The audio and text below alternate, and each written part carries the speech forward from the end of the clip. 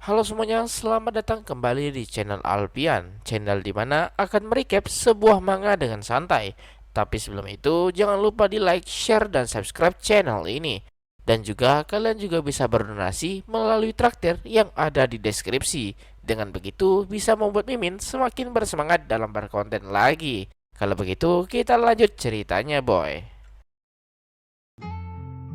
Di hari ujian akan diadakan, tampak sekali Maki yang kurang tidur dan merasa kelelahan. Ia melihat ibunya yang berada di rumah dan bingung kenapa ibunya masih ada di sini. Ibunya tampak mengerjakan pekerjaan rumah karena sebenarnya selalu Maki yang melakukannya. Karena itulah ibunya merasa harus melakukan perannya dan membuat Maki cukup kaget melihatnya. Apalagi ia sudah lama tak makan bersama ibunya. Ibu Maki berkata kalau ia berencana mengambil cuti dalam waktu yang lama, yang membuat Maki heran. Ibunya berencana cuti sekitar 2 hingga 3 bulan. Namun membuat Maki cemas apakah karena ibunya merasa sangat kelelahan harus menghidupi mereka berdua. Tapi ibunya berkata untuk tak perlu khawatir. Itu karena jika ibunya tetap memaksa, ia akan jatuh sakit. Juga ibunya sudah meminta untuk merevisi jam kerja mereka ke atasannya. Karena itulah ibunya mulai sekarang akan mengurus pekerjaan rumah dan Maki tak perlu memaksakan dirinya lagi. Dan soal keuangan mereka tak perlu khawatir. Meskipun ibunya ambil cuti yang cukup lama, tapi tabungan mereka masih cukup banyak. Masalah ini Maki ceritakan ke Asanagi, yang mana membuat Asanagi merasa sedikit lega karena ia cukup khawatir dengan kondisi ibu Maki yang takutnya terlalu memaksakan dirinya. Maki juga merasakan hal yang sama. Mengingat ibunya tak perlu bekerja untuk sementara, harusnya Maki merasa senang karena bisa menghabiskan waktu bersama. Tapi entah kenapa Maki merasa cemas dibuatnya dan penasaran kenapa bisa begitu. Dan tampak setiap orang tua selalu seperti itu, memberitahukan ke anaknya setelah mereka memutuskannya sendiri. Asanagi tiba-tiba teringat akan sesuatu. Saat ini Maki ada masalah di rumahnya, jadi Maki bisa menolak ini, dimana ayah Asanagi akan pulang sebentar lagi. Dan Maki teringat belum sempat bertemu ayah mertua. Apalagi ayah Asanagi juga mengetahui Maki dari ibunya yang selalu menceritakan soal Maki ke ayahnya. Karena itulah ayah Asanagi ingin bertemu Maki secara langsung, yang membuat Maki kaget dibuatnya. Karena itu Asanagi ingin mengajak Maki untuk makan malam bersama mereka. Maki bingung harus bagaimana, tapi ia pada akhirnya tetap menerima ajakan itu.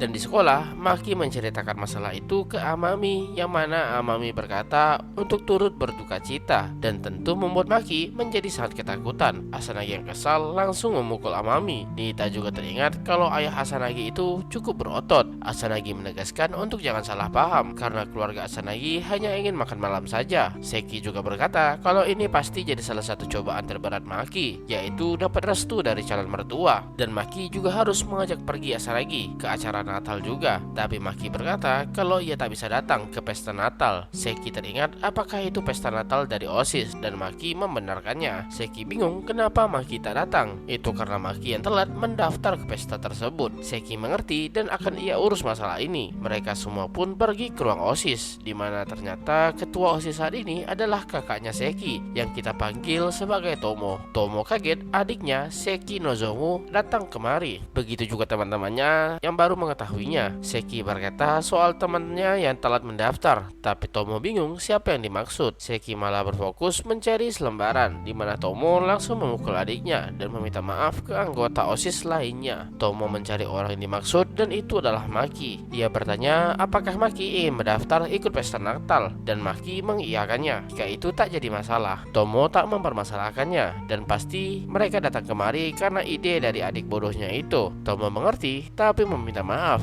karena ia juga menerima permintaan yang sama. Apalagi mereka sudah menetapkan batas waktu mendaftarnya. Maki mengerti dan meminta maaf karena sudah merepotkan mereka semua. Seki memohon dengan sangat agar temannya bisa datang bersama ke pesta Natal sekolah mereka. Tapi Tomo belum selesai bicara. Memang benar ia tak bisa membuat pengecualian, tapi mereka butuh bantuan tenaga. Dengan kata lain, mereka butuh orang-orang untuk membantu persiapan pesta Natal dan pekerjaannya tak begitu berat juga. Dan bertanya apakah Maki bersedia untuk mendaftar dalam bagian ini. Maki mengerti dan menerimanya dengan senang hati.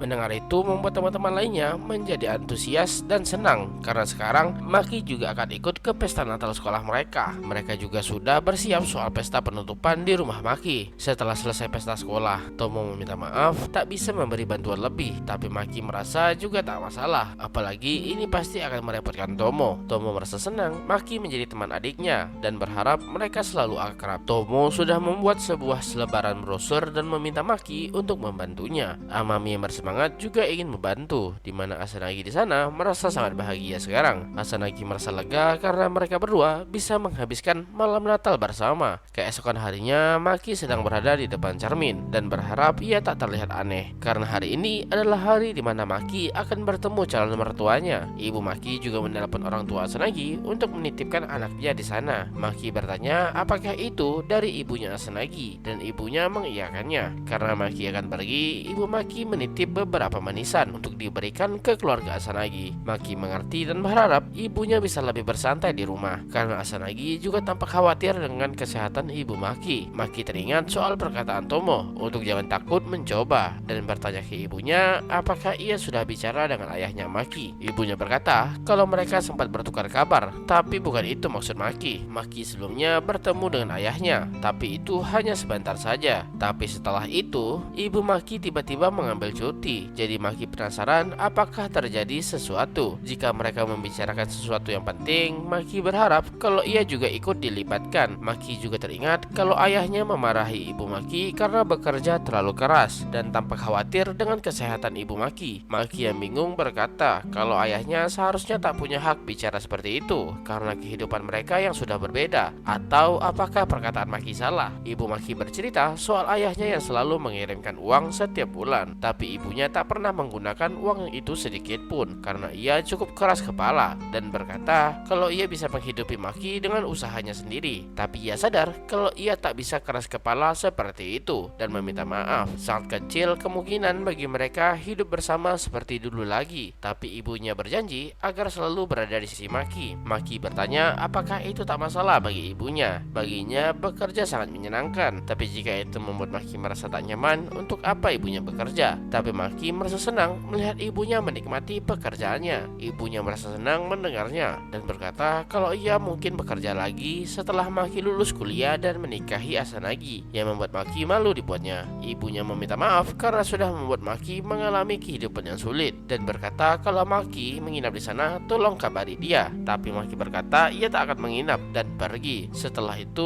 wajah ibu tampak menjadi lebih serius akan sesuatu, sedangkan Maki berjalan menuju rumah Asanagi dan tampak sedang mempersiapkan mentalnya. Ia harus tetap tersenyum agar tak membuat Asanagi khawatir dengannya. Ia teringat soal perkataan Asanagi yang merasa semuanya akan baik-baik saja sekarang dan cerita pun berlanjut.